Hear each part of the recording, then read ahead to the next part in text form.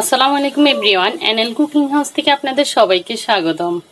আমি আপনাদের জন্য আজকে নতুন একটি এবং অনেক সুন্দর একটি রেসিপি নিয়ে এসেছি।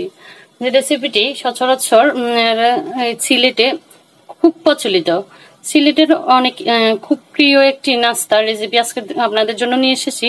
তো আমি দেখুন এখানে হাফ লিটারের মতো পানি দিয়ে এক চা চামচ লবণ দিয়ে অনেকক্ষণ ধরে পানিটাকে ভালোভাবে কষিয়ে নিয়েছি। এখন এটাতে দিয়ে দিচ্ছি দুই টেবিল চামচের মতো আদা। এটা একটা জাল পিঠা রেসিপি, আপনারা আগে কখনো খেয়ে থাকলে অবশ্যই কমেন্টে জানাবেন, এবং কি আমার চ্যানেলটি নতুন হলে প্রথমে বলছি চ্যানেলটি সাবস্ক্রাইব করে রাখুন। এরপর দিয়ে দিচ্ছি 1 টেবিল চামচের মতো রসুন বাটা, 1 চামচ হলুদের গুঁড়ো,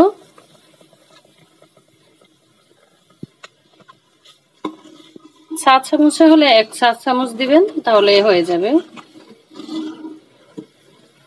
এরপর এটাকে ভালোভাবে নাড়াচাড়া করে নিতে হবে। এরপর দেখুন দিয়ে দিচ্ছি 1 কাপ পরিমাণ চাউলের গুঁড়ো। এখানে আমি ঘরে আতপ চাল দিয়ে যে গুঁড়োটা করা হয় ওই চাউলের গুঁড়োটাই ব্যবহার করেছি। এটা অবশ্যই বাজারেও কিনতে পাওয়া যায়। 1 কাপ দিয়ে হচ্ছে না, তাহলে এখানে 1.5 থেকে 2 কাপ চাউলের গুঁড়ো ইউজ করতে হবে।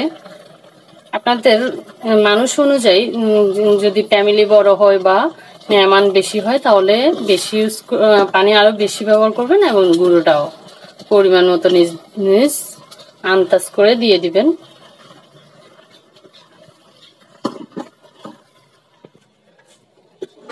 তারপর এটাকে ভালোভাবে নাড়াচাড়া করে একদম ইয়েটা করে নিতে হবে। তো করার পরে এই ক্ষেত্রে গ্যাসটা অফ করে এটাকে ঠান্ডা করে নিতে হবে। হালকা একটু ঠান্ডা হওয়া পর্যন্ত অপেক্ষা করতে হবে, খুব বেশি ঠান্ডা করা যাবে না, একটু ঠান্ডা করতে হবে। তো দেখুন এটারে টাইগুলোকে আমি এখন ভালোভাবে মত্তা দিয়ে নিচ্ছি, একটা ড্র করে নিয়েছি।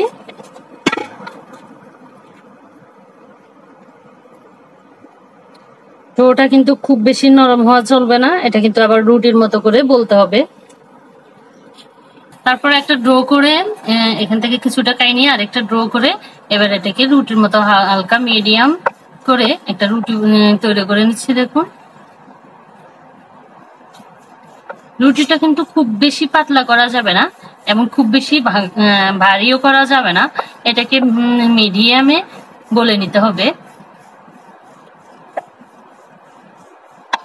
তো ফ্রেন্ডস, আমি আবারও বলছি, যারা আমার চ্যানেলে নতুন তারা অবশ্যই চ্যানেলটি সাবস্ক্রাইব করে পাশে থাকুন, এবং কি যারা পিঠাটা নিয়ে কিছু বলতে চান তারা অবশ্যই কমেন্টে জানাতে পারেন। আপনারা কিন্তু বাসায় একবার হলেও এই পিঠাটা ট্রাই করবেন, অবশ্যই ভালো লাগবে, অবশ্যই ভালো লাগবে।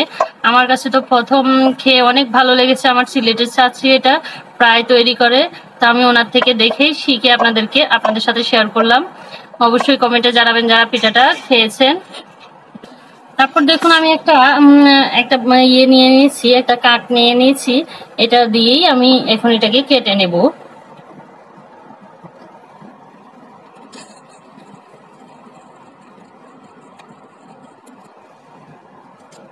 তো দেখুন পিঠাটা কেটে নেওয়া হয়ে গেছে, একটা পিঠা কেটে আপনাদেরকে দেখিয়ে দিলাম।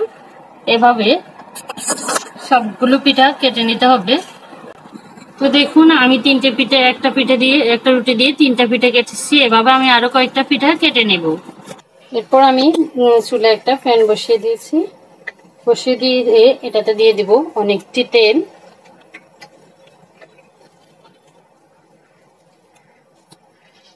এখানে আমি অনেকখানি তেল দিয়েছি, দেখুন এখানে বাসা তেলের মতো হবে এটা। তেলটা আমি মিডিয়ামে গরম করে নেব, খুব বেশি হাই ভোল্টেজে গ্যাসটা রাখা যাবে না, প্লাস রাইস কুকারে করলে তো কোনো কথাই নেই। তা আমি গ্যাসে দিয়ে দিয়েছি, রাইস কুকারে অনেকটা দেরি হবে হতে, এজন্য আমার খুব তাড়া, এজন্য আমি একটু তাড়াতাড়ি করার জন্য গ্যাসটায় বসিয়ে দিয়েছি। তো দেখুন তেলটা একটু গরম হয়ে এসেছে, এরপর আমি পিঠাগুলো দিয়ে দিব।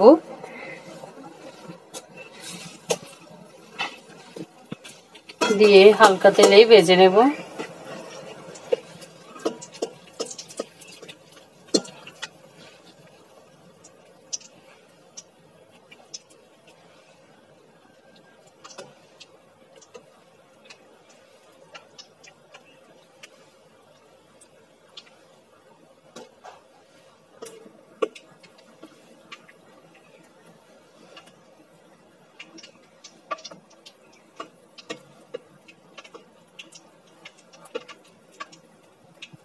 একটা দুটো করে আস্তে ধীরে ভেজে নিচ্ছি। দেখুন এগুলো কিন্তু ফুলকো ফুলকো হবে, অনেকটা বড় পিঠার মতো ফুলকো ফুলকো হবে এগুলো। তারপর ভেজে তুলে নিচ্ছি, তেল ঝরিয়ে নিতে হবে ভালোভাবে। আমি আরেকটা ভেজে দেখিয়ে দিচ্ছি, দেখুন পিঠাটা কেমন হয়েছে।